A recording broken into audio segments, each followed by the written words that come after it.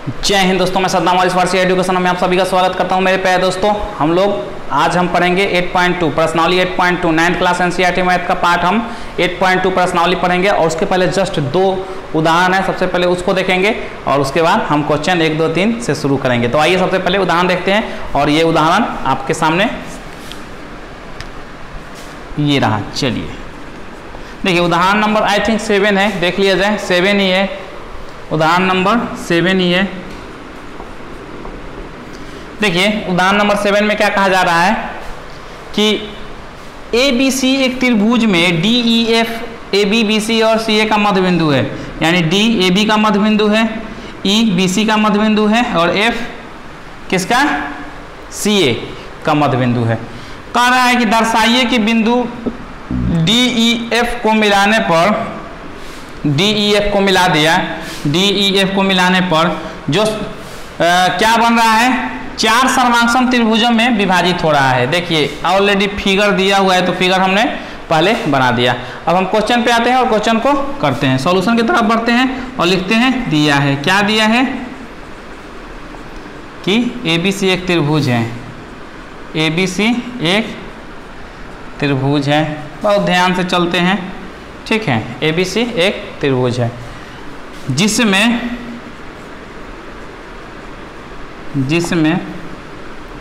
AB का AB BC तथा AC का मध्य बिंदु क्रमशः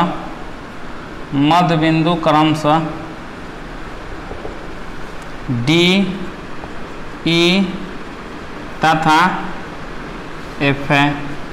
तो सिद्ध करना है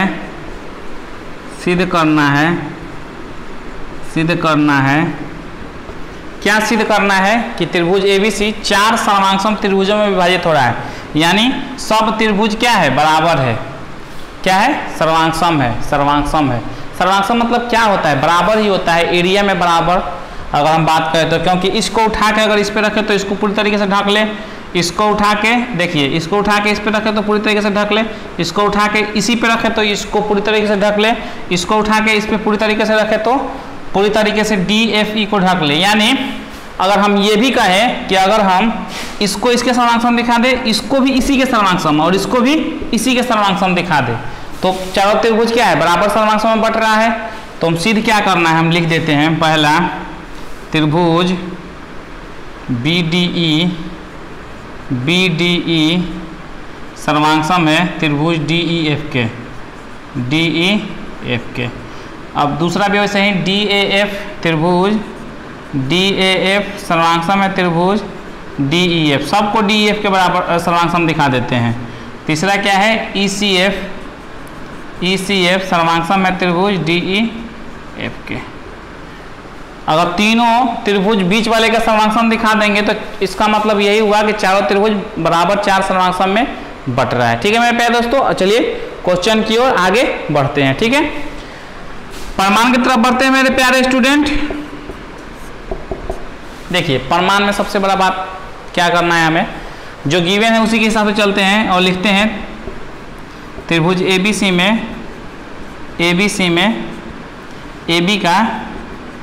AB का मध्य बिंदु क्या है, D है, तथा BC का मध्य बिंदु E है। देखिए पढ़ दिए हैं, पढ़े हैं, क्या पढ़े हैं, किसी त्रिभुज के 2 मध्य बिंदुओं को मिलाने वाली रेखा DE, तीसरी रेखा के, देखिए AB और BC का मध्य बिंदु DE है, तो ये दोनों को मिलाने वाली रेखा तीसरी रेखा के समांतर होती है, यानी DE समानांतर AC, ठीक है। और दूसरा हम ये भी कह सकते हैं कि DF समानांतर BC।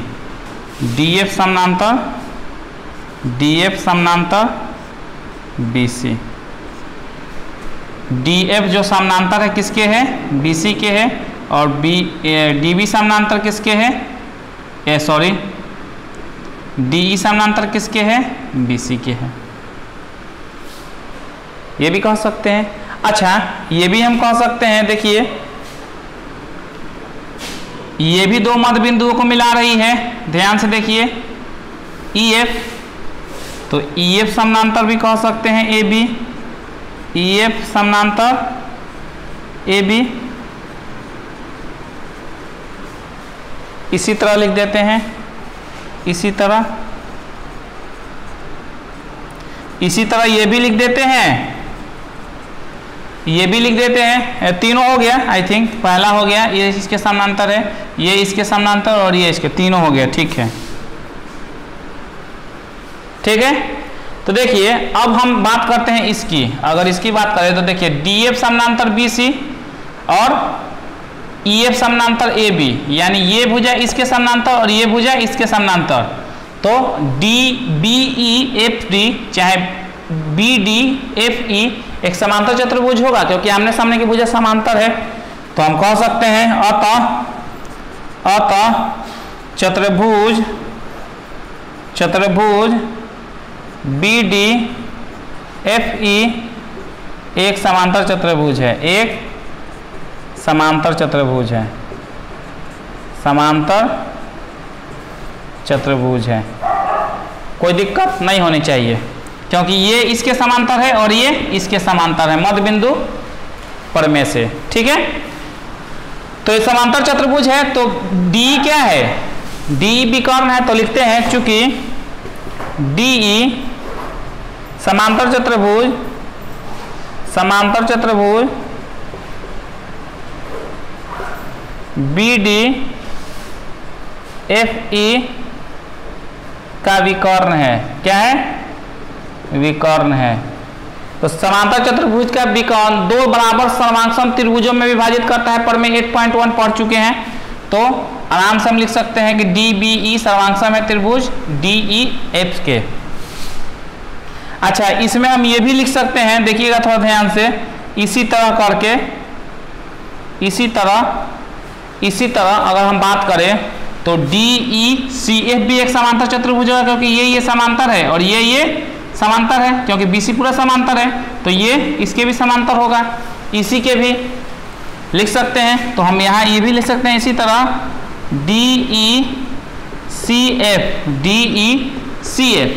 और इसी तरह ये इसके समांतर है, तो इसके भी समांतर होगा, पूरा AC के समांतर है, तो DEAC के समांतर, और FE AB के समांतर है, तो AB बोले तो इसके, तो ये इसके भी समांतर, AB तो पूरा आ गया ना, तो ये इसके भी समांतर है, इसके भी समांतर है, तो ADEF भी एक समांतर चतुर्भुज होगा। लिख देते हैं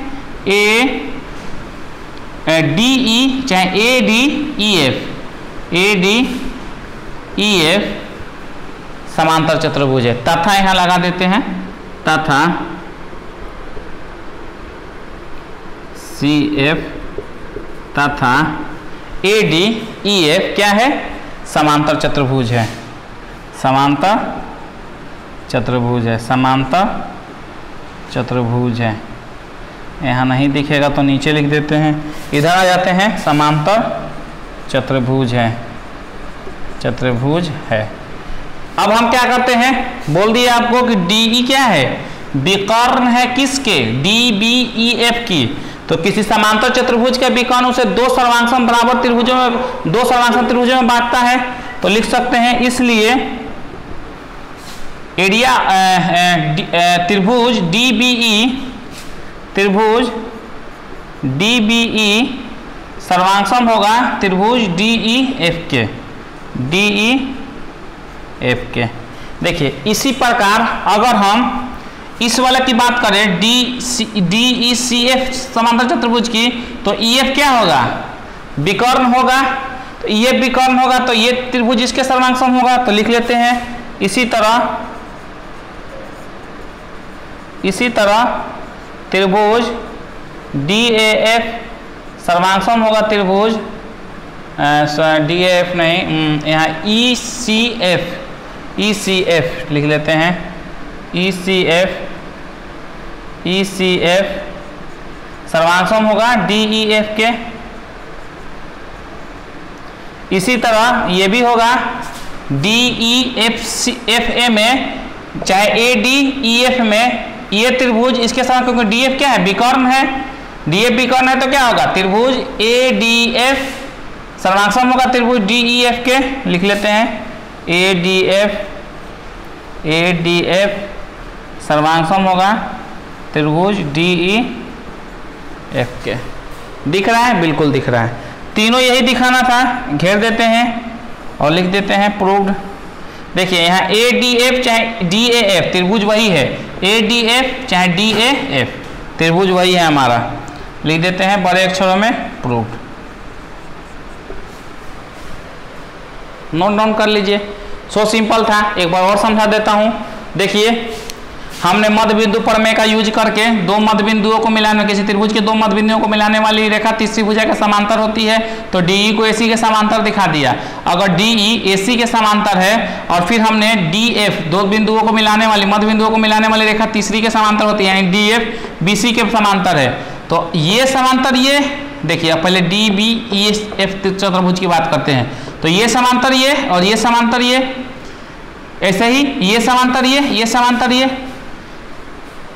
सिंपल सा तीनों हमने लिख दिया।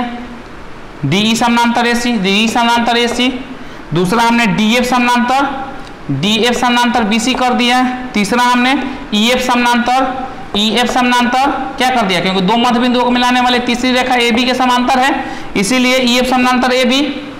मध्य बिंदु प्रमेय से भैया कहाँ से सब आया हमारा, मध्य बिंदु प्रमेय से, यहाँ लिख देते हैं अगर लिखना चाहें तो मध्य बिंदु प्रमेय किसी त्रिभुज के क्या है, किसी त्रिभुज के मध्य बिंदुओं को मिलाने वाली रेखा, दो मध्य बिंदु, किसी त्रिभुज के दो रेखाओं के मध्य बिंदुओं को मिलाने वाली जो रेखा बनती है वो तीसरी रेखा के समांतर होती है। हमने वही प्रमेय यूज करके यहाँ लिख दिया।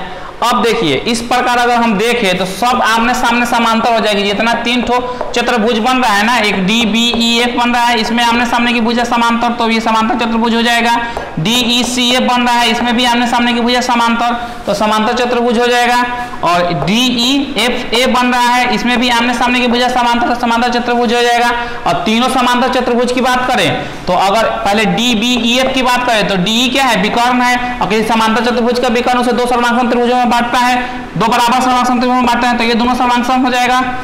फिर आइए इसको लेते हैं, ए डी ई एफ को लेते हैं, तो ये दोनों क्या, डी एफ क्या हो जाएगा, विकर्ण, तो ये दोनों क्या हो जाएगा, आपस में सर्वांगसम। अगर डी ई सी एफ को लेते हैं तो ये दोनों क्या हो जाएगा, आपस में सर्वांगसम, क्योंकि ई एफ क्या है, विकर्ण है, तो ये दोनों क्या हो जाएगा, आपस में सर्वांगसम हो जाएगा। वही हमने इसी तरह जा देखिए, एक को लिख दिया हमने और बाकी को इसी तरह करके लिख दिया, और हमने एक को समझा दिया आपको, दूसरा तीसरा उसी तरह लिख सकते हैं। ज़्यादा लंबा प्रूविंग नहीं करना है, अलग अलग लिख के, नहीं तो करते रह जाएंगे। तो हमें सिंपल, क्योंकि पीछे हमने सब पढ़ लिया है, उसी का हम यूज कर रहे हैं। अब इसको नोट डाउन कर लीजिए, अगला क्वेश्चन देख लेते हैं।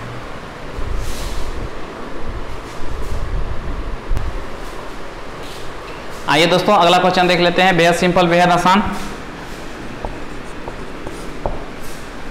देखिए मेरे प्यारे दोस्तों, इसमें क्या दिया है, एल एम एन, तीनों रेखा क्या है, समांतर है, ठीक है। एल एम एन तीनों रेखा क्या है, समांतर है। जो दिया है पहले हम उसको लिख लेते हैं, फिगर भी दिया है इसीलिए फिगर बना दिया हूँ, 8.28 8.28। एल एम एन तीन समांतर रेखाएं हैं जो तिर्यक रेखा ओ पी और क्यू इस प्रकार प्रतिच्छेद करती है, ठीक है, कि एल एम और एन पी समान अंतःखंड बनाता है। यानी दिया है कि ए बी इक्वल टू, जो पी है एल एम एन एन को इस प्रकार काट रही है कि समान अंतःखंड बनाती है, यानी A B equal to B C. तो दिया है A B equal to B C, ठीक है, लिख लेते हैं, क्या दिक्कत है। ये भी दिया है एल समानांतर एम समानांतर एन,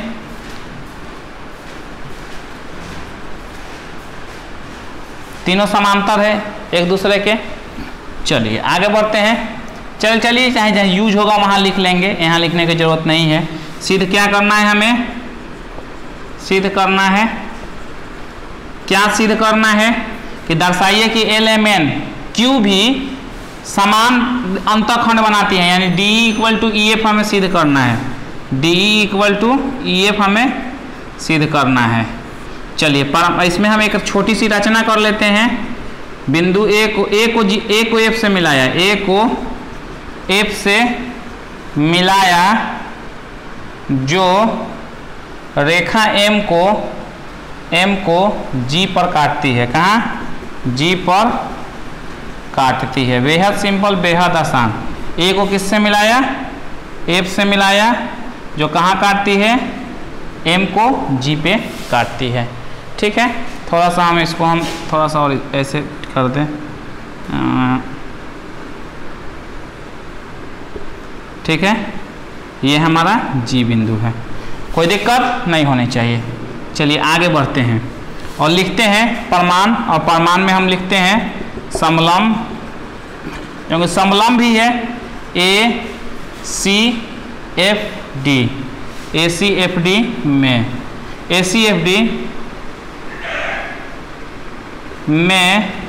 AF दो त्रिभुजों में विभाजित करती है। AF विकर्ण AF लिख लेते हैं, विकर्ण AF। देखिए ACFD में विकर्ण AF दो त्रिभुजों में समद्विभाजित करती है। दो त्रिभुज लिखना था, दो त्रिभुज का नाम लिख लेते हैं। दो त्रिभुज ACF तथा त्रिभुज ACF हो गया ना, ADF, त्रिभुज ADF में समद्विभाजित करती है। ठीक है, इतना में कोई दिक्कत नहीं होनी चाहिए। अब देखिए हम लिखते हैं, चूंकि त्रिभुज ACF में AB इक्वल टू BC, इसका मतलब AC का मध्य बिंदु क्या है? B है, और BG समानांतर CF, क्यों? क्योंकि M समानांतर N क्या है? दिया है। जब ये MN समानांतर है तो BG समानांतर CF। अच्छा, प्रमेय हम पढ़ चुके हैं ऑलरेडी। क्या पढ़े हैं? 8.10 प्रमेय पढ़ चुके हैं। 8.10 में क्या कहा जाता है? यही कहा जाता है कि किसी त्रिभुज के मध्य बिंदु से खींची गई रेखा, तीसरी रेखा के समांतर खींची गई रेखा, किसी त्रिभुज के मध्य बिंदु से, किसी त्रिभुज के भुजा के मध्य बिंदु से दूसरी रेखा के, ये मध्य बिंदु है त्रिभुज के, मध्य बिंदु से खींची गई दूसरी रेखा के समांतर, मतलब दूसरी रेखा ये हो गई, इसके समांतर रेखा जो खींची जाती है वो तीसरी रेखा को क्या करती है? दो बराबर भागों में बांटती है, समद्विभाजित करती है। तीसरी रेखा क्या करती है? समद्विभाजित करती है, यानी दो बराबर भागों में बांटती है। तो हम कह सकते हैं, इसको इक्वेशन 1 मान लेते हैं, इसको 1 मान लेते हैं और इसको 2 मान लेते हैं और लिखते हैं या इसलिए चूंकि समीकरण 1 तथा 2 से प्रमेय 8.10 से ये मध्य बिंदु होगा, यानी AG इक्वल टू GF चाहे FG, तो AG इक्वल टू FG। ठीक है, कोई दिक्कत? मध्य बिंदु हो गया। चलिए अब हम इसी तरह आगे बढ़ते हैं। अब आगे बढ़ेंगे तो क्या हो जाएगा? त्रिभुज AFD में, इसको आप नोट डाउन कर लीजिए, मैं ऊपर से मिटा के कर देता हूँ। नोट डाउन कीजिए फटाक से। आइए दोस्तों आगे देखते हैं। देखिए अब हम लिखते हैं त्रिभुज AFD में, चूंकि त्रिभुज AFD में भी देखेंगे हम, तो AG इक्वल टू GF सिद्ध किया, AG इक्वल टू GF। अभी क्या समीकरण दे देते हैं? 3, चूंकि यहाँ लिख देते हैं समीकरण 3 से, समीकरण 3 से। ठीक है, समीकरण 3 से, कोई दिक्कत? अगर AG इक्वल टू GF है, इसका मतलब क्या हुआ कि AG का AF का मध्य बिंदु G है, अतः AF का मध्य बिंदु G है। इसको समीकरण 4 कर देते हैं, 3 तक तो मान ही लिया है। अच्छा AD समांतर GE, AD समांतर GE, क्यों? क्योंकि L समांतर M, कहाँ से? L समांतर M, ये दिया है, इसको 5 मान लेते हैं और लिखते हैं, इसके आगे आ जाते हैं। चूंकि समीकरण 4 तथा 5 से, चूंकि समीकरण 4 तथा 5 से यहाँ लिख देते हैं प्रमेय 8.10। वही किसी त्रिभुज के मध्य बिंदु से दूसरी रेखा के समांतर खींची गई रेखा तीसरी रेखा को क्या करती है? समद्विभाजित करती है, यानी DE = FE। अब कह सकते हैं, इसलिए DE = FE, यही सिद्ध करना था। देखिए FE चाहे EF, बात वही है, FE चाहे EF। चलिए जो लिखा है वही लिख देते हैं, EF लिख देते हैं, कॉमा देके लिख देते हैं। नोट डाउन कर लीजिए, अगला क्वेश्चन देख लेते हैं। आइए दोस्तों अब देखते हैं प्रश्नावली 8.2 का पहला क्वेश्चन। देखिए क्या कहा जा रहा है। ABCD एक चतुर्भुज है जिसमें PQRS भुजा AB का P और BC का Q और CD का R और AD का S मध्य बिंदु है। ठीक है, कोई दिक्कत नहीं है। हमें कह रहा है कि AC भी कर रहे हैं, कोई दिक्कत नहीं है भैया। दर्शाइए 1 2 3। पहला कह रहा है SR समांतर किसके? AC के। SR समांतर AC और SR = ½ AC। सिंपल, कोई दिक्कत नहीं है। चलिए अब हम देखते हैं इसमें PQ = SR, PQ = किसके? SR के। ये दोनों भुजा बराबर है। तीसरा में PQRS क्या है? एक समांतर चतुर्भुज है। चलिए तो हम यहाँ से चालू करते हैं सॉल्यूशन। क्वेश्चन को हटा दिया और यहाँ से चालू करते हैं सॉल्यूशन और लिखते हैं दिया है। क्या दिया है कि ABCD एक चतुर्भुज है जिसमें क्या है? AB BC CD तथा DA का मध्य बिंदु है। ठीक है, PQRS। अब इसकी कोई ज़रूरत नहीं है, इतना लिखने की ज़रूरत नहीं है, इसको हम हटा देते हैं और यहाँ सीधे कर दीजिए। सिद्ध करना है, क्या करना है? इधर तो दिख रहा है, आज कोई दिक्कत नहीं है, लिख दीजिए सिद्ध करना है। ये सिद्ध करना है तो प्रमाण की तरफ बढ़ते हैं। चलिए प्रमाण की तरफ 1 नंबर लेके चलते हैं और लिखते हैं, चूंकि त्रिभुज ACD में लिखते हैं AD का मध्य बिंदु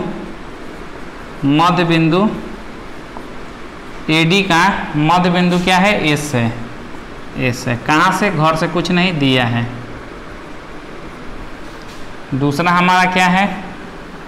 लिखते हैं CD का मध्य बिंदु, CD का मध्य बिंदु R है।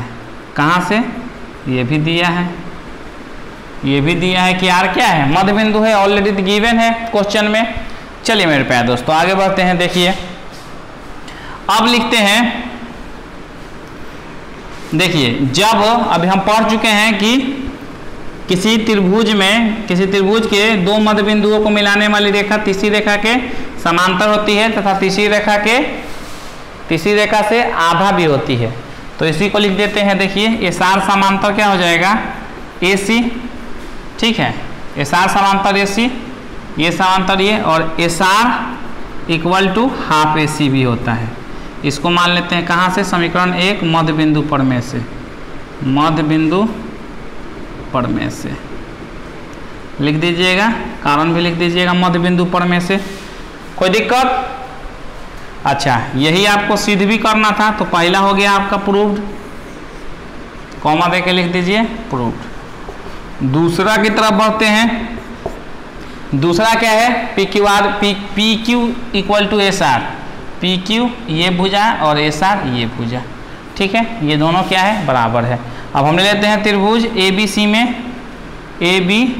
में क्या हो जाएगा? PQ लिख लेते हैं पूरा। AB का मध्य बिंदु P है, AB का मध्य बिंदु क्या है?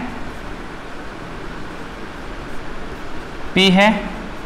कहाँ से? तो दिया है AB का मध्य बिंदु क्या है? P है और BC का मध्य बिंदु Q है, ये भी गिवन है। BC का मध्य बिंदु क्या है? Q है, तो ये भी क्या है? दिया है। चलिए ये दोनों दिया है, तो पढ़ चुके हैं किसी त्रिभुज के मध्य बिंदुओं को मिलाने वाली रेखा दो मध्यबिंदुओं को, किसी त्रिभुज के दो भुजाओं के मध्यबिंदुओं को मिलाने वाली रेखा तीसरी रेखा के समांतर होती है तथा तीसरी रेखा से आधा भी होती है तीसरी रेखा के। ठीक है, तो पी क्यू समानांतर क्या हो जाएगा, ए सी, क्योंकि इसी त्रिभुज की बात कर रहे हैं एबीसी त्रिभुज की, तो पी क्यू समांतर ए सी और पी क्यू बराबर हाफ ए सी। इक्वेशन मान लेते हैं 3, और ये कहाँ से, तो लिख दीजिएगा मध्य बिंदु पर में से, मध्य बिंदु पर में से। ठीक है, समीकरण 1 तथा 2 से 2 कर दीजिएगा समीकरण, या इसलिए चूंकि समीकरण 1 तथा 2 से 1 तथा 2 से क्या हो जाएगा, देखिए तो इसका दोनों का अगर हम इसको दोनों कंपेरिजन करें तो AC SR के समांतर है, AC PQ के समांतर है, तो SR किसके समांतर हो जाएगा, PQ के। चलिए इसको इक्वेशन कितना मान लेते हैं, 3 मान लेते हैं। और देखिए यहाँ इसको मिलाइएगा तो दोनों का RHS बराबर है तो LHS भी बराबर होगा, यानी SR यानी PQ equal to SR, PQ equal to SR। समीकरण 4 कर दीजिए, और ये भी प्रूफ करना था 2 नंबर में, तो गोला लगा के खूब बढ़िया अक्षरों में, सुनहरे अक्षरों में लिख दीजिए प्रूफ। इतना हो गया, जल्दी से नोट करिए, तीसरा भी देख लेते हैं मिटा के। आइए दोस्तों 3 नंबर प्रूविंग देख लेते हैं और लिखते हैं, चूंकि समीकरण 3 तथा 4 से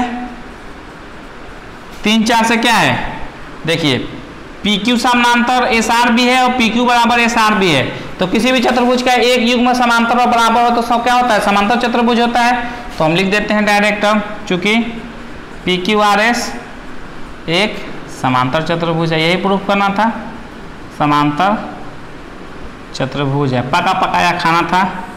तीसरा नंबर बन गया। इस तरह से पीछे हमने तैयार कर रखा था कि हमको केवल दिखा देना था कि हाँ जी देख लीजिए, इन दोनों इक्वेशन से ये दोनों क्या हो जाएगा, दोनों इक्वेशन से क्या हो जाएगा, PQRS एक समांतर चतुर्भुज हो जाएगा। नोट डाउन करिए, अगला क्वेश्चन भी देख लेते हैं, बिल्कुल इजी है, कोई टेंशन तो लेना ही नहीं है। आइए दोस्तों अगला क्वेश्चन देख लेते हैं। देखिए क्या कहा जा रहा है कि ABCD एक समचतुर्भुज है और कह रहा है कि PQRS भुजा AB BC CD और DA के मध्य बिंदु है। चलिए पहले हम ABCD समचतुर्भुज बना देते हैं। देखिए दोस्तों ये हम अपना समचतुर्भुज की चारों भुजा बराबर होती है उसके हिसाब से हम बना देते हैं। ठीक है, थोड़ा सा ये थोड़ा सा और ट्विस्ट होगा ऐसे। चलिए ये A हो गया, ये B हो गया, ये C हो गया, ये D, समचतुर्भुज बन गया। अब कह रहा है कि PQRS, P जो है AB का मध्य बिंदु है तो लिख देते हैं, Q जो है BC का मध्य बिंदु है तो लिख देते हैं। तीसरा क्या कह रहा है, R CD का मध्य बिंदु है तो लिख देते हैं, और DA का मध्य बिंदु कौन है, S है तो लिख देते हैं। अब इसको मिला देते हैं।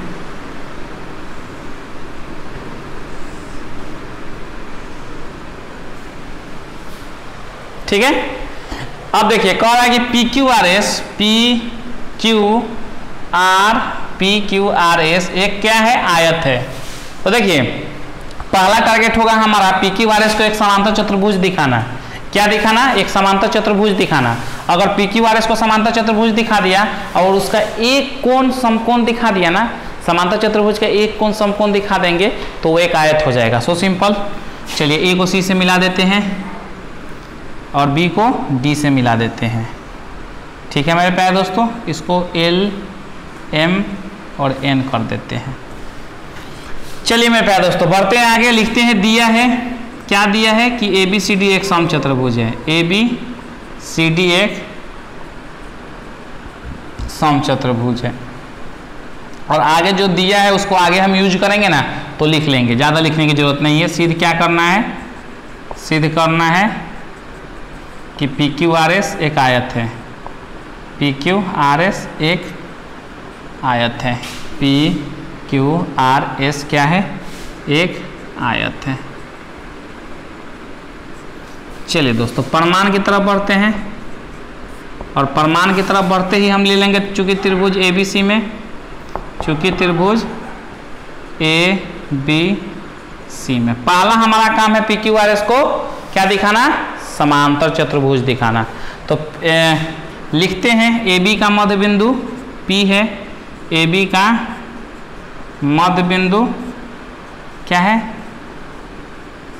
P है। ये घर से नहीं दिया है। और BC का मध्य बिंदु, BC का मध्य बिंदु, BC का मध्य बिंदु क्या है, लिख देते हैं Q है, Q है। ये भी कहाँ से, तो दिया है। तो मध्य बिंदु पर में से क्या हो जाएगा, PQ समानांतर AC। किसी त्रिभुज के दो मध्य बिंदुओं को मिलाने वाली रेखा तीसरी रेखा का समांतर होती है, PQ समानांतर AC तथा PQ equal to half AC पढ़ चुके हैं। मध्य बिंदु पर में से इक्वेशन 1 यहाँ लिख दीजिए, मध्य बिंदु पर में। चलिए दोस्तों आगे बढ़ते हैं, सेम इसी तरह लिखते हैं ACD में, त्रिभुज ACD में AD का मध्य बिंदु S है, AD का मध्य बिंदु क्या है, S है। और CD का मध्य बिंदु R है, CD का मध्य बिंदु R है। ये कहाँ से रे भैया, तो इकट्ठा लिख दीजिए कि दिया है, गिवन है। चलिए तो वही कहानी यहाँ भी, दो मध्य बिंदुओं, किसी त्रिभुज के दो मध्य बिंदुओं को मिलाने वाली रेखा, किसी त्रिभुज में दो भुजाओं के मध्य बिंदुओं को मिलाने वाली रेखा तीसरी भुजा के समांतर होती है, यानी SR समांतर AC और SR equal to half AC। समीकरण 2 कहाँ से, मध्य बिंदु पर में, मध्य बिंदु पर में से। अब हम यहाँ देख लीजिए इक्वेशन 1 तथा 2 से, चूंकि समीकरण 1 तथा 2 से, 1 तथा 2 से या इसलिए, या इसलिए 1 तथा 2 से क्या हो जाएगा, देखिए AC PQ के भी समांतर है, AC SR के भी समांतर है, तो PQ समांतर SR। और दूसरा हमारा हाफ AC RHS बराबर है, तो LHS भी बराबर होगा, यानी PQ equal to SR। PQ समांतर SR और PQ समांतर SR और PQ बराबर SR। किसी त्रिभुज चतुर्भुज के एक युग में बराबर और समांतर हो तो समांतर चतुर्भुज होता है। इक्वेशन मान लेते हैं इसको 3 और लिखते हैं, चूंकि समीकरण 3 से, समीकरण 3 से क्या हो जाएगा, PQRS एक समांतर चतुर्भुज है, PQRS एक समांतर चतुर्भुज है। देखिए PQRS को हमने समांतर चतुर्भुज दिखा दिया। अब एक कोण हमें 90 डिग्री दिखाना है, हम कोण Q को 90 दिखाएंगे। इसको नोट डाउन करिए, फिर ऊपर से हम चलते हैं। फटाक से नोट डाउन करिए। आइए दोस्तों आगे बढ़ते हैं। हमने PQRS को क्या दिखा दिया है, एक समांतर चतुर्भुज दिखा दिया है। आइए आगे बढ़ते हैं और लिखते हैं त्रिभुज BCD में, BCD में BC का मध्य बिंदु, BC का मध्य बिंदु Q है, Q है तथा अब दूसरे में CD का मध्य बिंदु R है, CD का मध्य बिंदु R है। ठीक है, तो देखिए मध्य बिंदु किसी त्रिभुज के दो रेखाओं के मध्य बिंदुओं को मिलाने वाली रेखा तीसरी रेखा क्या होती है, समांतर होती है। तो हम लिख देते हैं QR समांतर, QR समांतर किसके होगा, BD के होगा। अच्छा, अगर QR समांतर BD है तो हम QN समांतर LM भी कह सकते हैं। तो QN समांतर LM और LQ समांतर MN, LQ समांतर MN। इतना में कोई दिक्कत हो तो बता दीजिए। तो आप बोलेंगे बिल्कुल दिक्कत नहीं है, तो अच्छी बात है, दिक्कत नहीं है तो चलिए अब आइए, अब हम इसको आगे बढ़ते हैं। ये कैसे LQ समांतर है, क्योंकि ऊपर हमने ऑलरेडी दिखा चुके हैं कि PQ समांतर किसके है, AC के।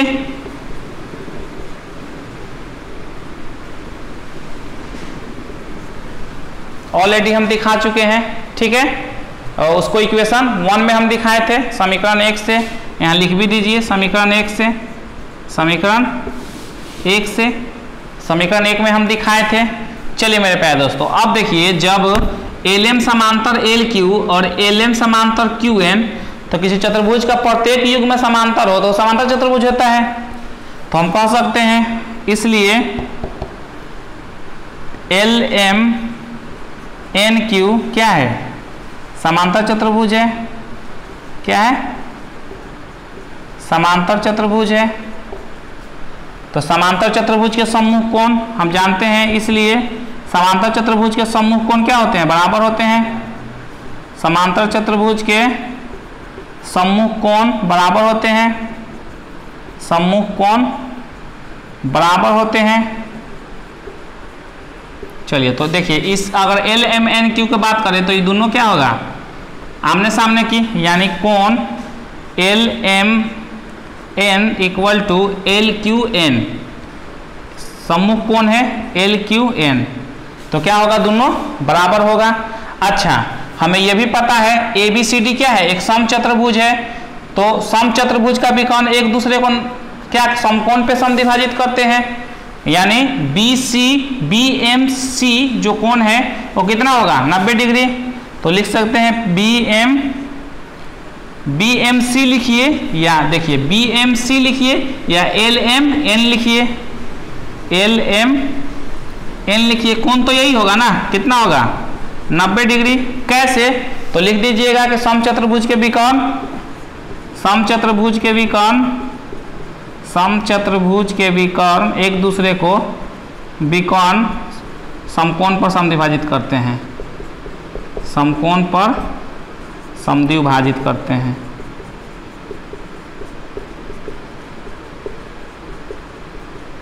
या समकोण पर काटते हैं, पूरा लिखने की जितना जरूरत है उतना ही लिखिए। समकोण पर प्रतिच्छेद करते हैं या काटते हैं, समकोण पर काटते हैं, ठीक है, यानी 90 डिग्री कोण बनाते हैं। तो इसीलिए हमने क्या लिख दिया, देखिए ABCD एक समचतुर्भुज है, उसका विकर्ण और AC और BD क्या कर रहा है, M पे काट रहा है, यानी किस पे काट रहा है, समकोण पे काट रहा है, इसलिए प्रत्येक कोण क्या होगा, चारों कोण 90 होगा।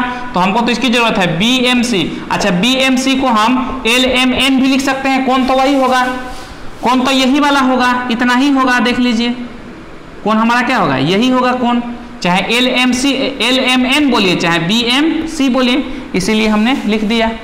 अच्छा, अब हम ये भी लिख सकते हैं अतः अब देखिए यहाँ LMN 90 डिग्री है, तो LQN कितना हो जाएगा, LQN इक्वल टू LMN है, LMN, तो LMN की जगह पर क्या लिख सकते हैं, 90 डिग्री, यानी LQN क्या हो गया, 90 डिग्री। LQN कितना हो गया, 90 डिग्री। अच्छा, एक समांतर चतुर्भुज का एक कोण समकोण हो तो क्या होता है, वो एक आयत होता है। तो आप कह सकते हैं अतः PQRS लिख देते हैं पहले, समांतर चतुर्भुज के, समांतर चतुर्भुज का एक कोण समकोण हो तो वह क्या होता है, आयत होता है। क्या होता है, आयत होता है। इसलिए PQRS क्या हो जाएगा, एक आयत हो जाएगा। PQRS एक आयत है। क्या है, आयत है। यही सिद्ध करना था हमें। देखिए यहाँ ध्यान से, PQRS एक आयत है। बहुत बढ़िया से घेर के लिख दीजिए, प्रूव्ड। नोट डाउन करिए, अगला क्वेश्चन देख लेते हैं। आइए दोस्तों, अगला क्वेश्चन देख लेते हैं। बेहद सिंपल, बेहद आसान। देखिए इसे हाँ उल्टा कर दिया, क्वेश्चन नंबर 2 का सेम उल्टा कर दिया है। जैसे वहाँ एक समचतुर्भुज दिया था, आयत प्रूफ करना था, यहाँ आयत दे दिया, समचतुर्भुज प्रूफ करना है। तो दिया है, पहले लिख लेते हैं, दिया है ABCD एक आयत है, ABCD एक आयत है, ठीक है। देखिए ABCD एक आयत बना लेते हैं, बहुत ही अच्छे से बन गया हमारा ABCD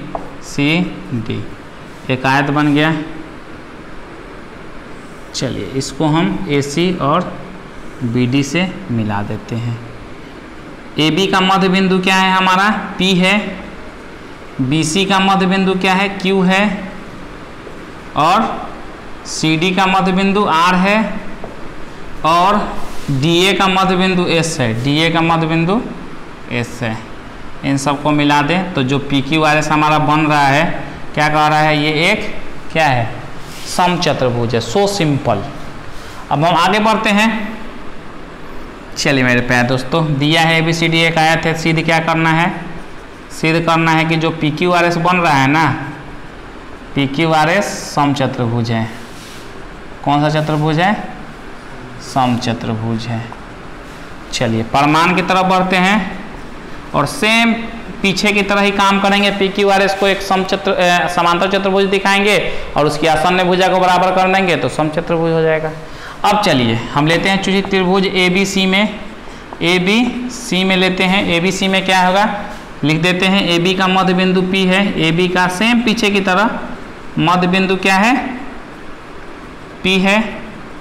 और BC का मध्य बिंदु Q है, मध्य बिंदु क्या है, Q है। ABC त्रिभुज में PQ क्या है, मध्य बिंदु है। कहाँ से भैया, तो गिवन है क्वेश्चन में ये। चलिए क्वेश्चन में ऑलरेडी दिया है PQRS ABCD और DA का मध्य बिंदु है, ठीक है। चलिए दिया है ये हमारा, तो अब लिख सकते हैं मध्य बिंदु पर में से क्या लिख सकते हैं, PQ समांतर AC और PQ equal to half AC।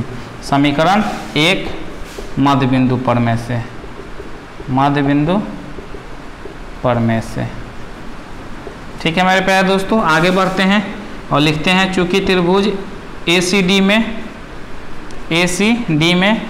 AD का मध्य बिंदु S है, AD का मध्य बिंदु क्या है, S है। और CD का मध्य बिंदु R है, CD का मध्य बिंदु क्या है, R है।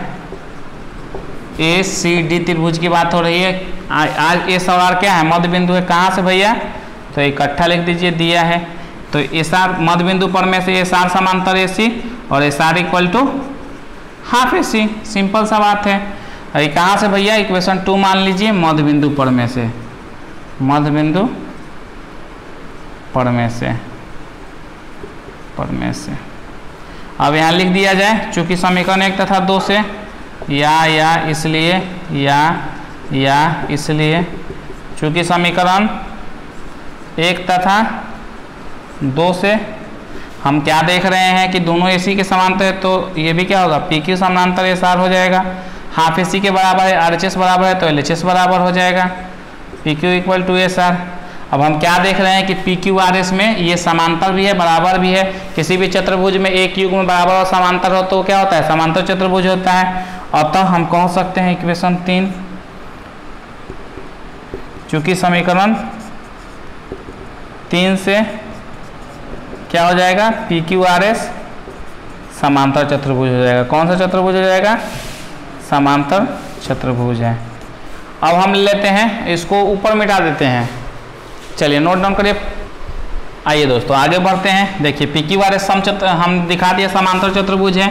अब हम लेते हैं BCD में, चूंकि त्रिभुज BCD में क्या है, BCD में Q BC का मध्य बिंदु है, BC का मध्य बिंदु Q है। लिखिए BC का मध्य बिंदु क्या है, Q है। और CD का मध्य बिंदु R है, मध्य बिंदु क्या है, R है। ये कहाँ से भैया, तो ऑलरेडी गिवन था क्वेश्चन में, ये लिख दीजिए, दिया है। अब क्या हो जाएगा, QR समांतर BD और क्यू आर इक्वल टू क्या होगा, हाफ बी डी। इसको इक्वेशन 4 कर लेते हैं। अब लिखते हैं समीकरण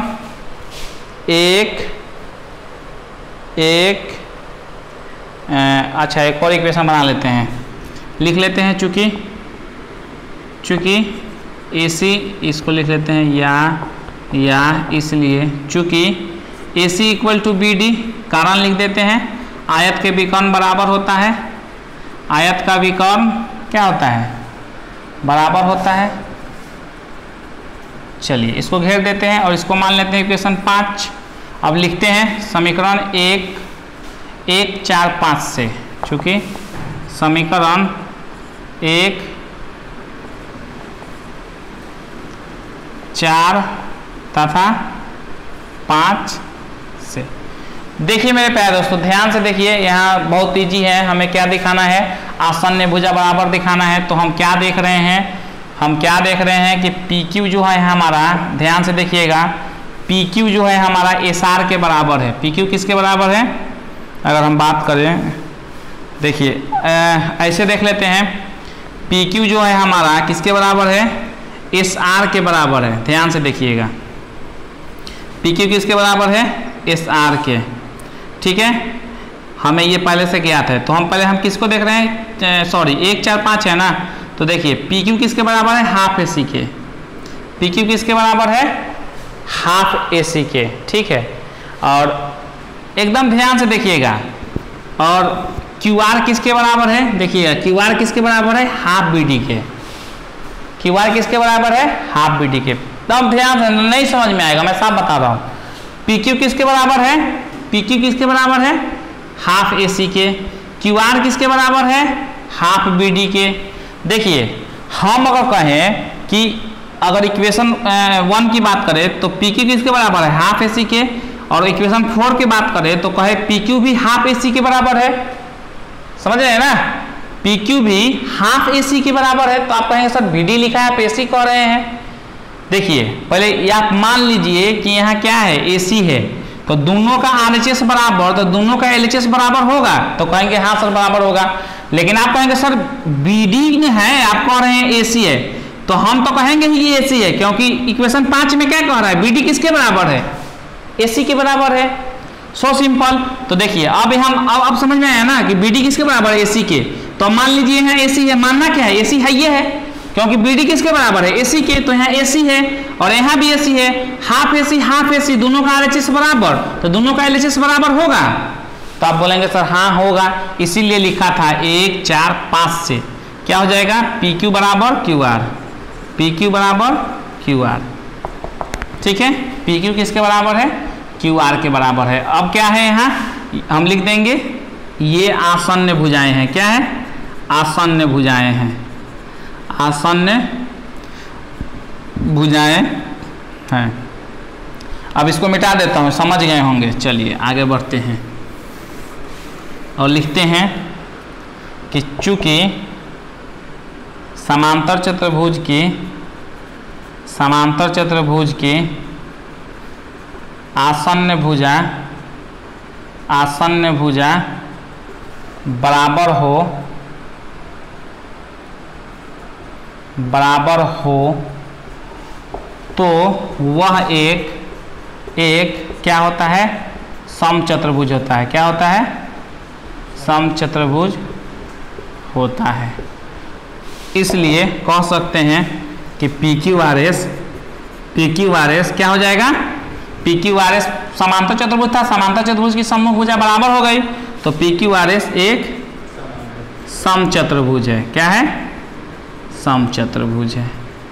यही प्रूफ करना था हमें। घेर दीजिए सुनहरे अक्षरों में और लिख दीजिए कॉमा देके प्रूव्ड। नोट डाउन कर लीजिए।